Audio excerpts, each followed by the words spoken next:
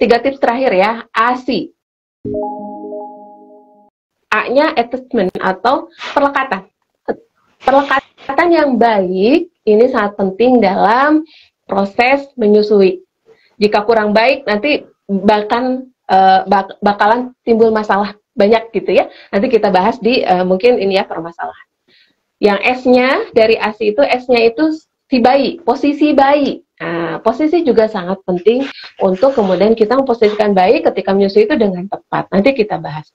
Kemudian yang I-nya, yang terakhir gitu ya, last but not least adalah iringi dengan doa. Ini kadang kita lupa ya, ibu-ibu kita tuh ngerasanya, wah karena ikhtiar kita ini berhasil nih, sukses gitu ya.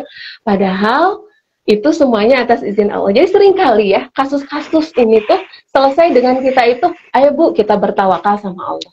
Saya banyak sekali dapat kasus kayak gitu. Wah dokter, ada yang menarik waktu itu, dia tuh adopsi anak, kemudian pengen menyusui. Saya induksi itu ya, saya induksi, kemudian saya bilang dari awal, Ibu kita berikhtiar ya Bu ya, insya Allah, tapi memang ini bukan kasus yang mudah. Karena ibunya tidak hamil, tidak melahirkan, tapi pengen menyusui gitu ya. Gitu. Terus seminggu kemudian balik ke saya, Dok kok belum ada ya gitu ya. Terus saya bilang, Ibu kita sudah berusaha ya, kita berdoa dan tawakal aja sama Allah, pasrahkan semuanya sama Allah gitu ya. Saya bilang seperti itu, yuk kita ini lagi, kita ikhtiar lagi. Itu tidak lama kemudian ibunya datang dengan bahagia, Dokter ketika saya berusaha mengikhlaskan itu, sorenya Dok, ASI itu keluar katanya. Saya sampai nggak percaya itu gitu ya, sampai saya tuh berkali-kali meriksa gitu ya sebelum saya kasih tahu ke suami saya. Itu luar biasa. Jadi ini saya ingin saling mengingatkan ya ayah bunda ya, kalaupun berhasil itu bukan semata ikhtiar kita, itu adalah pertolongan Allah gitu. Jadi iringi semuanya dengan doa. Apa sih yang susah buat Allah? Gampang gitu ya. Mau ASI wah lancar, nggak ada yang susah ya, seperti itu. Dan ini juga akan mengurangi stresor kita, stresor para bunda ya. Sudah tawakal sama Allah, kita ikhtiar. Nah tadi ada posisi dan perlekatan ya, sedikit saya singgung. Perlekatan singkatannya amubida. A, areola ya. Areola saya sambil pakai ini ya, areola. Jadi nanti ketika proses menyusui itu, perlekatan itu adalah posisi mulut bayi dan puting ya. Nah, amubida A, areolanya harus lebih tampak yang atas daripada yang bawah. Jadi agak begini ya, mulut bayinya. Kemudian mulutnya harus dower, mulutnya dower.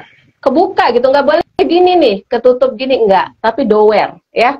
Kebuka si mulut bayinya gini ya. Kemudian bibir bawahnya harus terbuka keluar ya, dower juga. Mulutnya tadi mulutnya terbuka lebar.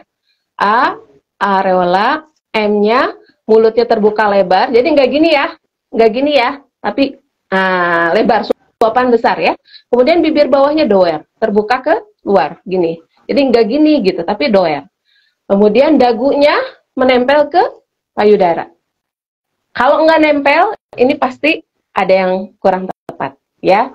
Nah, kemudian posisinya itu bayinya harus miring. Jadi kepalanya, leher sama bahunya harus garis lurus. Jadi nggak gini ya, bayinya nggak cuma kepala yang muter, terus badannya nggak muter, tapi gini. Nah, muter ya. Kelihatan nggak ya? Jadi kalau nih, kebayang ya, kalau nenek kan gini ya, ini nenek ke depan. Nggak cuma kepalanya doang, tapi badannya begini, tapi badannya diputar. Nah, miring ya. Kelihatan ya musiknya ya? Kemudian bayinya dipeluk dekat dengan badan ibu ya. Dan seluruh badan bayinya gini, ditopang ya. Bayinya mendekat ke payudara dan hidungnya harus berhadapan dengan puting. Ini anaknya memang dipraktekkan dan saya yakin banyak ya, nanti bisa dipelajari lebih lanjut. Saya ingatkan kembali, karena posisi dan pelekatan ini juga kunci sukses menyusui. Dan permasalahan itu banyak timbul karena dua hal ini, ketika tidak tepat. Gitu mungkin ya, Mas Diki ya, pasti D, ASI ya.